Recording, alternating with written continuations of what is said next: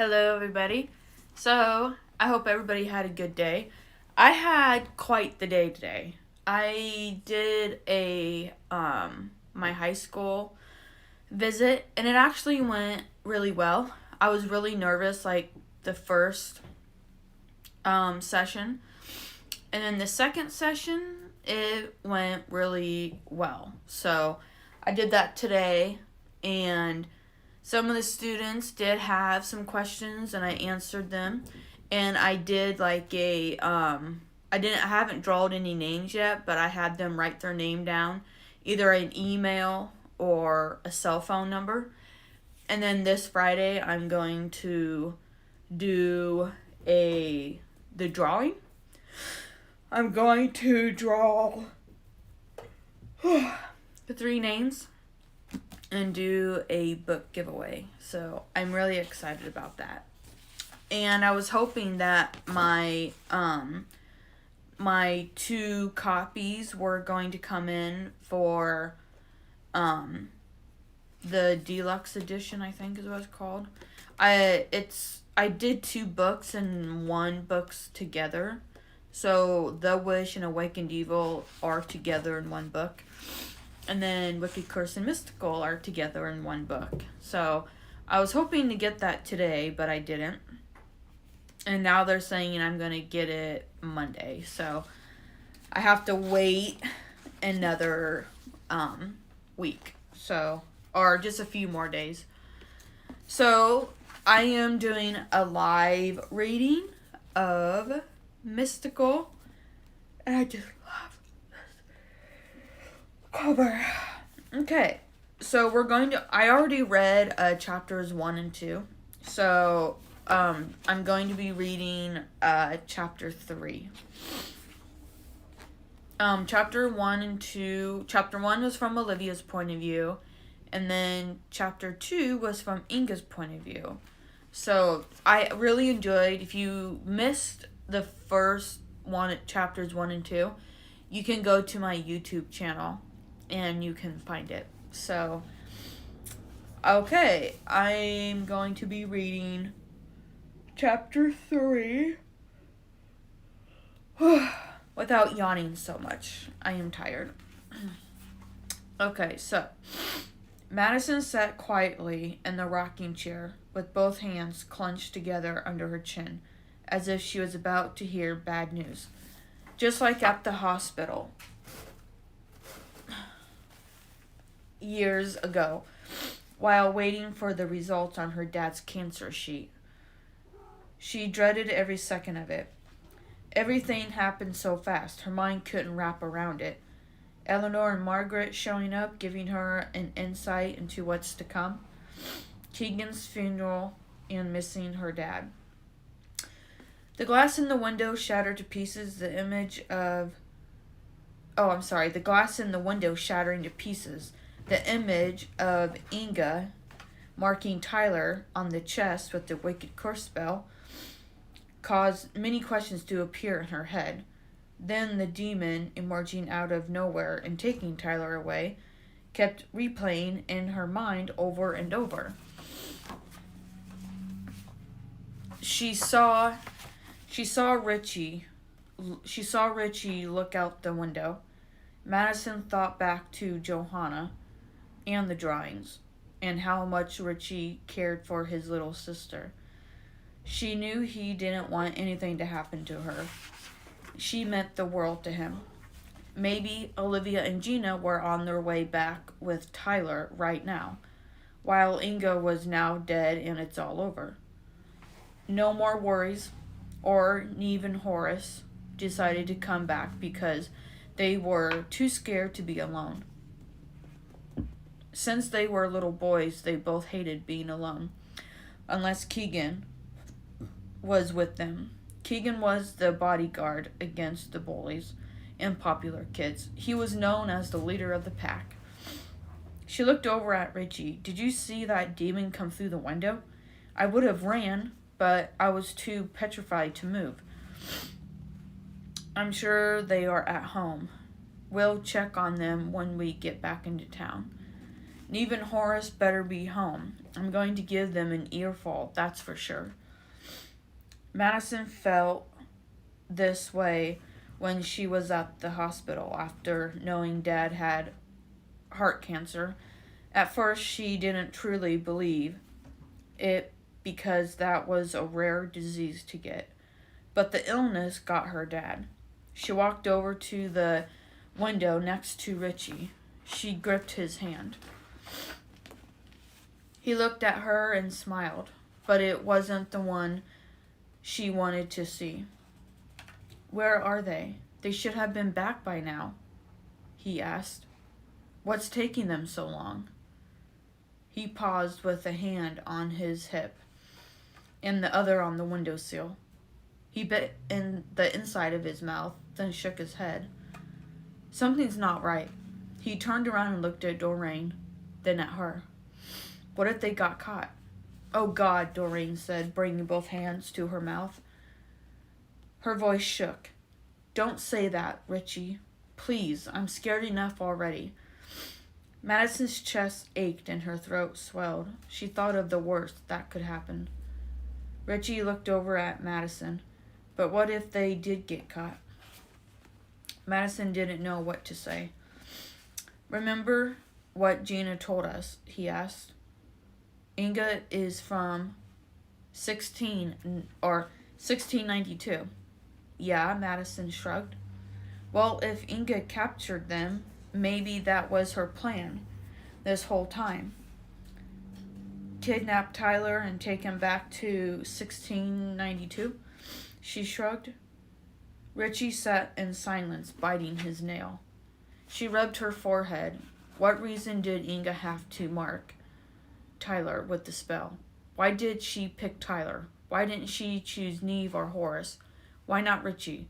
Why did it have to be Tyler and not someone else? Why him? She's glad it wasn't any of them, but still felt bad that it was Tyler, not someone else. What are you saying? You know what I'm talking about, Maddie. She stared at him for a brief second, then realized what Richie wanted to do and didn't know if she could follow through with it or not. No, Madison said, shaking her head. No, I'm not going back. I'm not going to that year. It's different than 2010. Those people will kill us. Not if we find Olivia and Gina first. Please, Maddie? They're probably coming back right now. Then why aren't they back yet? She looked at Richie. What he proposed was like if two kids were waiting to go off into the cemetery to prove each other right. Fine, I'll go myself.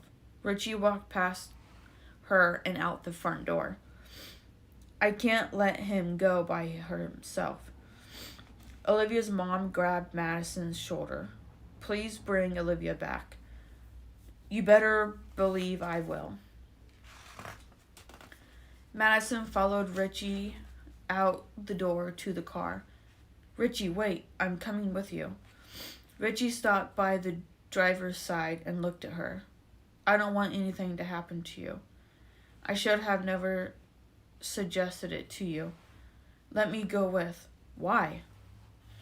I would let you come with me. Yeah? I know, because I would protect you. Exactly. He glanced over at the car, then back at her. What about your car? I'll follow you there. Richie grabbed the back of her neck and kissed her. Madison opened the passenger's door to her car and got in as Richie got into his truck. She waited for him to pull out, then started her car and followed behind him. As Madison drove down the highway, she thought about Neve and Horace. What were they doing? Hopefully nothing bad had happened to them. Even as kids, they were pain. Mom or Dad would tell them no, and all four would do it anyways. The bright moon settled high in the sky. Clouds were smeared like paint. Down the highway, Madison noticed black tire marks curved on the highway towards the ditch. She leaned closer to the steering wheel and looked past the hood of the car. The grass was ripped out and the soil was exposed. Madison turned her brights on. The sun remained on the horizon, but it still wasn't enough to see. She pressed her foot on the brakes and the car stopped a few feet from the ditch. She took her seatbelt off and opened the door just as Richie stopped behind her. He rolled his window down and said, What are you doing? Get back in your car now. Richie, there are tire marks, she pointed, looking back at him. We have to make sure there's nobody down there. Madison walked over and stopped at the side of the road. She followed the marks down the steep hill that led to back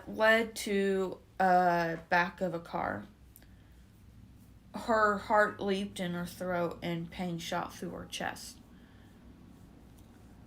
Oh, God, she managed to say, bringing both hands to her lips. What? Richie asked. What is it? There's a car down there. Call 911. Madison sat on the ground, then slid down where the lights were shining. Dirt and twigs pressed against her palms. The smell of the woods grew strong. Once Madison came close enough to the end of the car, right away the smell of smoke and gas grew strong. Richie, hurry up, she called up the steep bank. He appeared in the path of the headlights. Hi, Batman. Whoa. I called 911. Is there anybody down there? I don't know. I'm looking. Madison made her way around the back of the car and stopped to see if anyone was in the back. Thankfully, it was empty. She looked closer and saw a body lying on top of the crushed hood. She screamed, stepping back, bringing both hands to her chest.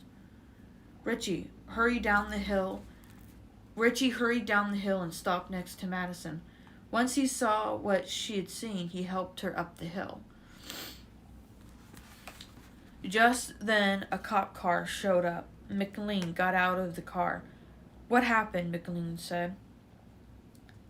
There's a car down there. She couldn't get the image of the blood and the body out of her mind.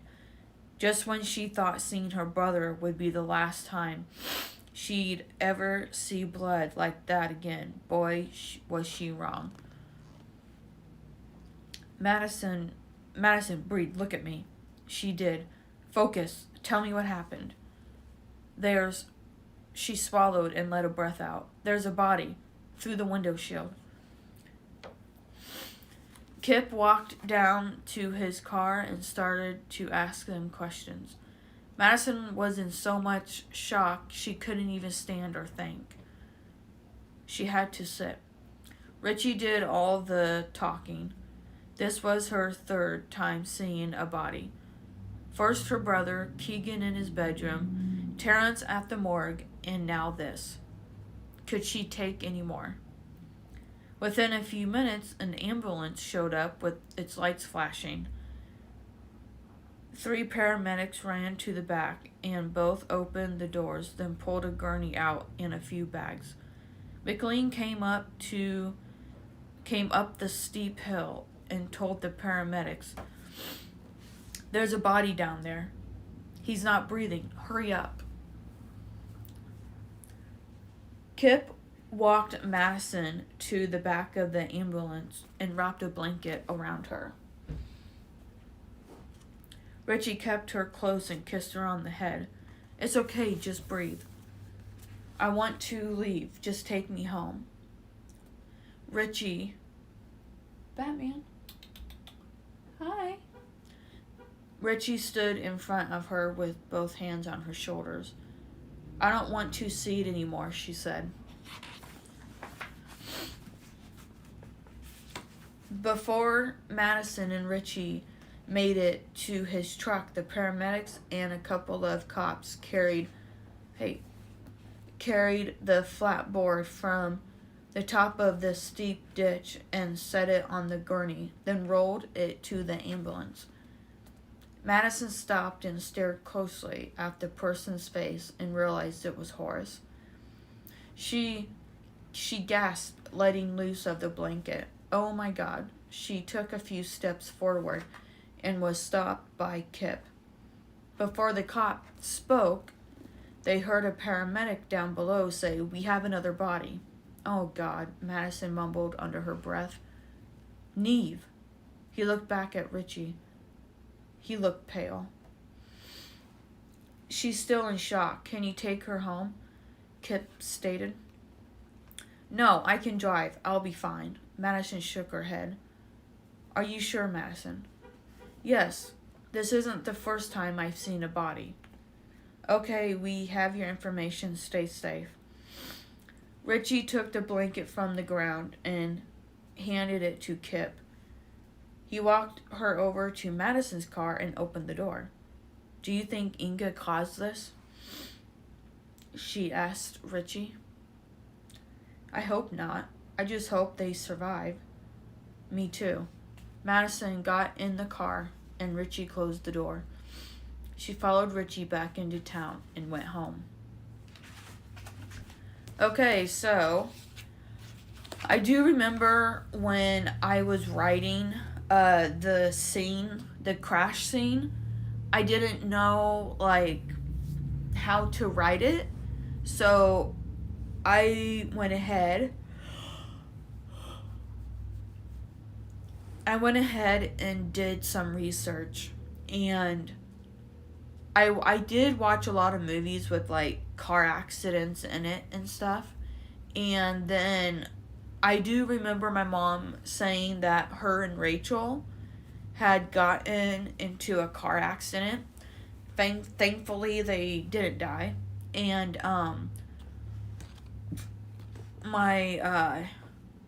so they both told me what had happened. So I tried to go off that, and then I tried to visualize it. And I do remember watching Forensic Files, and there was another TV show that I watched, and I was trying to write everything down that I was seeing and hearing. Of course, I couldn't smell.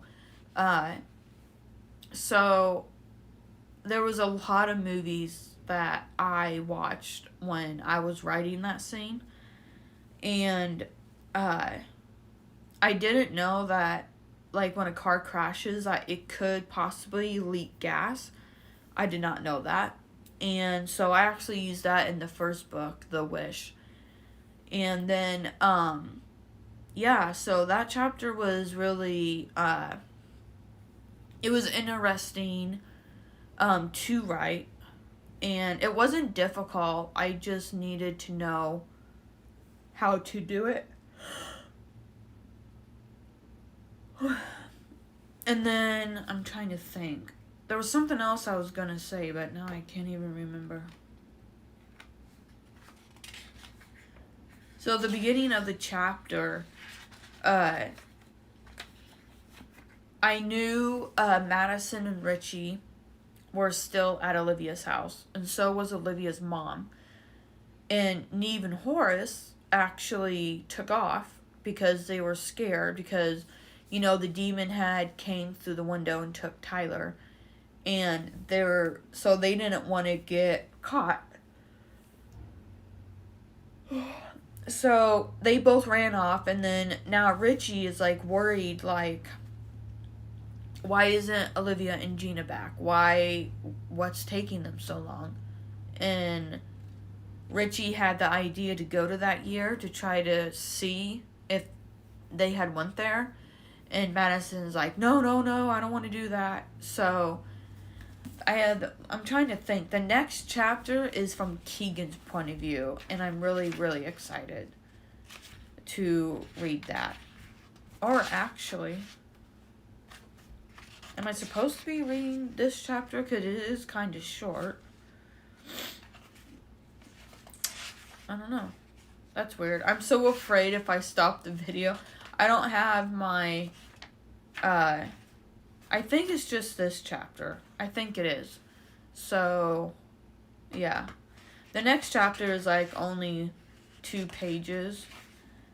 But I'll read that probably sometime this Friday. So, I'm just really glad that I didn't know if I was going to make it to read tonight because I was volunteering at the flower shop. And then I did my school visit, which it was fun. And then when I got home, my feet were just hurting. And I'm like, maybe I'll just read tomorrow. And then I didn't want to do that. So I was like, I'll just go ahead and read it right now, and just to get it out of the way. I was going to actually do like chapters 1 through 10, like January 1st through the 10th, but yeah, that didn't happen. So, thank you all so much for watching this video. And when I do the drawing, when I did my high school visit, I'll probably upload a video and post it sometime Friday. I really would like to do it before 3. So I might have to do it like 12 o'clock maybe. So they can so they don't have to like go home and then the next day come and get it. So come and get it, Selena Gomez. But yeah, so that's what I'm gonna do. So yeah, thank you so much for watching and reading along with me. And I am so excited to like get into this book and get further down the series and meet new characters. And I think I'm mostly excited to read oh man, probably dang it. I'm gonna say Keegan, because so Keegan, I can actually read Keegan's thing here. While Keegan and Terrence try to find a way out of the mess they are in, they stumble across an abandoned houses where Keegan discovers a journal. That sounds pretty cool. I love that. So, but I'm also excited to read from Madison's point of view, because something sinister happens with her. Which, okay. Back in Traverse City, Madison mourns a heavy depression of her brother, Keegan. Okay, for Richie's little sister, Johanna, something dark and sinister emerges from her tiny body and lurks in the basement as it slowly grows by each hour. What could it be? Oh my gosh. That, I am like, yeah, I'm stuck between Madison and Keegan's point of view. I mean, all their point of views were a lot of fun to write. I'm just, oh my gosh, I just can't wait to like, I thought about doing like a mystical short story, and like when I publish the hardback version, I wanted to like do like 3 bonus chapters. Like I already have like a bonus chapter, I think, for this one already. It's not written yet. I actually was thinking about that. I'm thinking yesterday or the day before is what I'm guessing. So, but I'm just really, like, I'm just excited to dive into these characters a lot more, because the first book, we didn't really know the characters. And then the second one, well, because the first book was just Gina and Olivia and Inga's point of view. So then we got to Awakened Evil, and we got to meet Madison and Keegan and Terrence, Horace, Neve, Richie, Johanna, their parents, and all of them. And now we're like in the third book, and I'm excited to get to the fourth book. So yeah, I just can't wait to get through this book. Just like reading the back of these gets me really excited. So anyways, so this Friday I will do another live reading. I'm guessing 6:30 maybe, 6:37, I'm not really sure. I just started doing this one now because I was afraid I wasn't going to make it in time. So, but yes, so thank you all very much for watching, and if you have any questions or anything, I'll be glad to answer them. So, I hope you all have a good night and stay safe, and I'll see you Friday.